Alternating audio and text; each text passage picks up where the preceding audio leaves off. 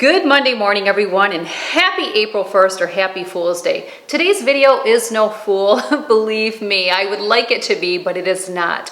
I have been jumping on the first of every month to help keep you on track. We've officially thrown away the New Year resolutions. No more. We know we don't stick with them. So every month, I'm just going to be here to give you a reboot. Mission March was awesome. If you have not checked out that video, it will be linked below, or you can click on it right up here. I had a wonderful assignment for you to create your ideal day.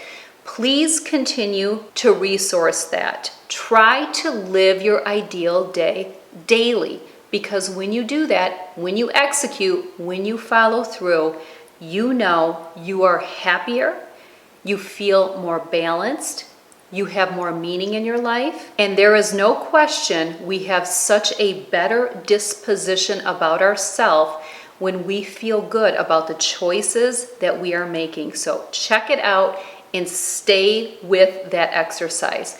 What I want to talk about today is how you are sabotaging your weight loss goals. And for most people, this is the weekend. The weekend is sabotaging you of achieving your weight loss goals. It can also be sabotaging you of maintaining your weight window. Now, I know this all so well because it's always been a constant struggle for me. We've talked a lot in recent videos about fixing things, which is not going to happen, or managing things. I just accept the things that I cannot change, and then I manage them. Weekends can be very challenging for me. I know many of you can relate. The weekends is when we take it easy. We cut ourselves some slack. We've worked all week. We deserve it. We owe it to ourselves. Everything in moderation.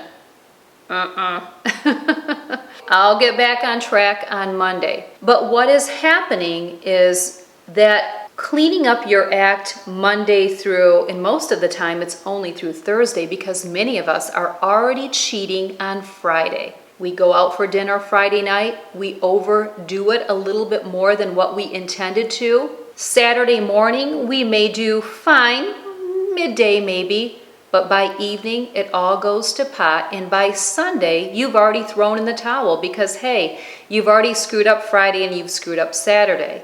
Often, this will also trigger that response to not do your workout if you had one planned over the weekend. So what's really happening is you're sabotaging all that hard work that you're putting in Monday through Friday. I know it's hard, and I can sit here and preach to the choir all I want to tell you not to do it. But it's easy to hear somebody say that, but it's so hard to follow through.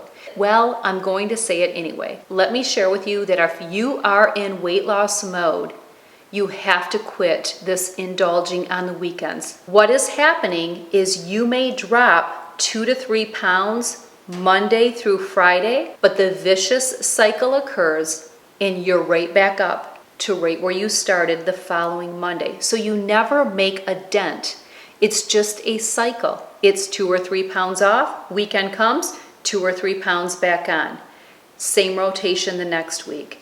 And that's really sabotaging your weight loss. You need to be able to make it through your weekends while you are in weight loss mode.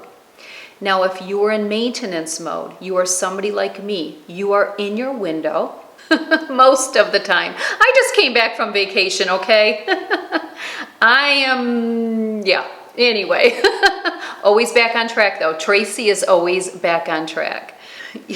For those of you that have been following me, you know that we were in Tennessee for my niece's wedding, and we had been there pretty much the whole week. So, but I didn't do too bad.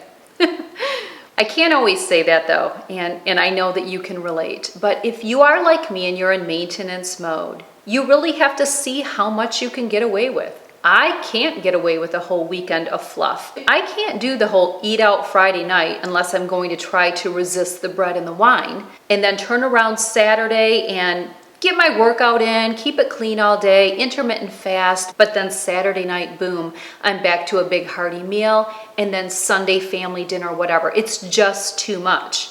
It will get me out of my weight window so fast. Now, because I am in maintenance mode, yeah, I generally can treat myself a little bit on the weekend. Maybe one meal, sometimes two. It just depends on how big that meal is. Generally how much bread I had or wine.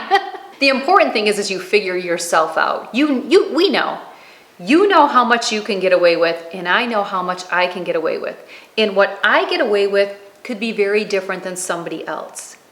I feel like I don't get away with as much as most people, and I think a lot of it is perimenopause. I don't eliminate my food like most people do, so there could be a lot of different factors.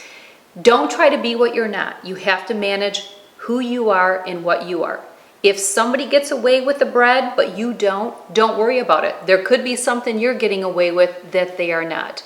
The most important thing you can do is focus on yourself. But if you are in weight loss mode, you have to make it through those weekends if you want to make a dent on the scale. It's up to you.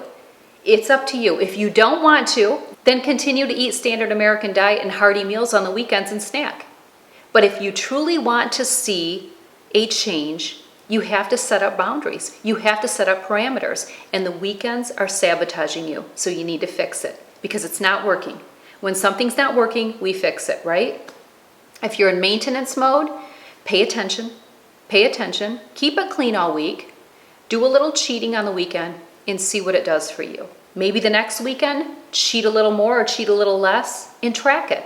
Write it down, document it so that you know what the weekends are going to do for you. When you're in maintenance mode, you should be able to get a fluff or two per week. But how much fluff you get varies from one person to the next. And I know this because I work with people like you all the time. It is not one cut and dry thing for each person. It varies greatly. And that's why working with a health and wellness coach can really help to figure that out with a little bit of assistance. And you know how to go about that. All right, well, here's your April 1st nugget to keep you motivated, keep you going, give you some tips to implement throughout the month, and I will see you back on May 1st. Well, let me back up. You'll see me, but I'm talking about my little monthly motivation thing. All right, have a good day. We'll see you soon in the next video. Take care.